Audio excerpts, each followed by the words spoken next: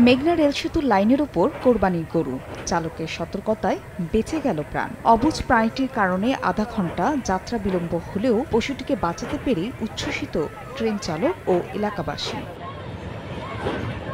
বুধবার কিশোরগঞ্জের ভৈরবে ঢাকা চট্টগ্রাম ডাউন লাইনের পাশে বসে কোরবানির পশুর হাট। সেখান থেকে হঠাৎই একটি গরু মেঘনা রেল সেতুর লাইনের উপর উঠে দাঁড়িয়ে পড়ে। এ সময় ঢাকা থেকে কক্সবাজারগামী পর্যটক এক্সপ্রেস ট্রেনটি ব্রিজে উঠতে গিয়ে গরুটিকে দেখতে পায়। পরে ট্রেনটি হার্ড ব্রেক করে থামিয়ে দিলে বেঁচে যায় প্রাণ। যে ড্রাইভারটা ছিল, উনি দক্ষতা ড্রাইভার ছিল, উনি এই বিষয়টাকে খুব নিয়ন্ত্রণভাবে ব্রেক করছে।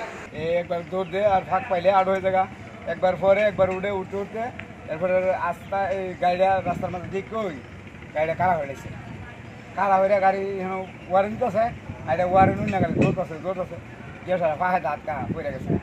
নগদে 500 টাকা বা তার বেশি পেমেন্টে পেতে পারেন ঢাকায় জমিসহ 20 কোটি টাকার পুরস্কার।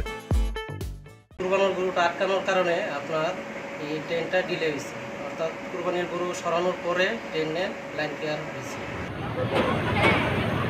মালিক ছুটে গিয়ে গরুটিকে ব্রিজের পাশে সরিয়ে নিলে প্রায় আধা ঘন্টা পর পুনরায় যাত্রা শুরু করে ট্রেনটি। সময় সংবাদ, ভৈরব।